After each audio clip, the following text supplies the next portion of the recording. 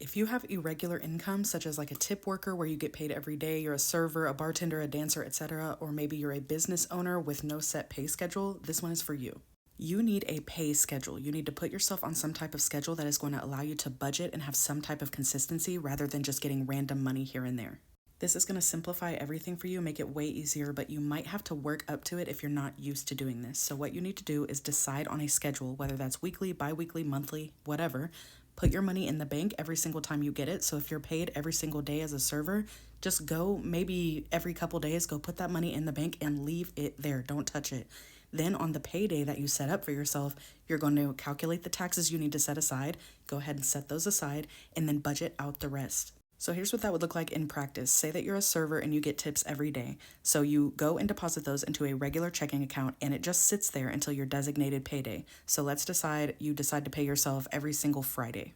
On that Friday, you're going to have a few different things to do. You get paid, you need to calculate how much you need to set aside for taxes and put that in a high yield savings account so that it accrues interest just for sitting there. You're going to be really glad you have this at tax time, and by tax time, it will accrue some type of interest, which is free money because it was sitting in a high yield savings account.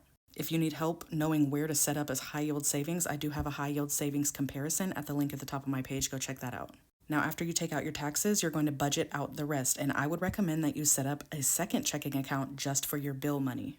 That's because any money you need to set aside for bills that are coming up, you're going to send that to your bill account and it is just going to sit there waiting for a bill to be paid. Nothing else gets spent out of that account.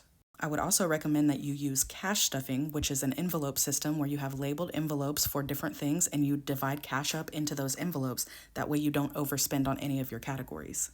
So maybe you have a grocery envelope, a gas envelope, etc. You can use cash stuffing in that way.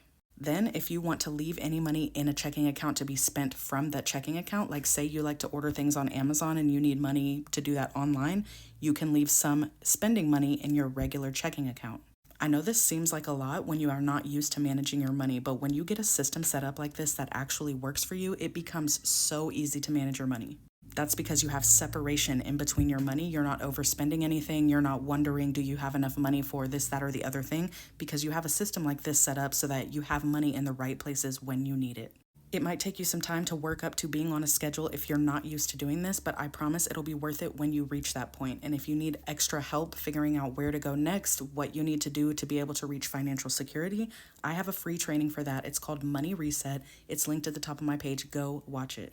Managing your money does not have to be hard. You just need the right knowledge of what to do and finding a system that actually works for you. You got this, friend.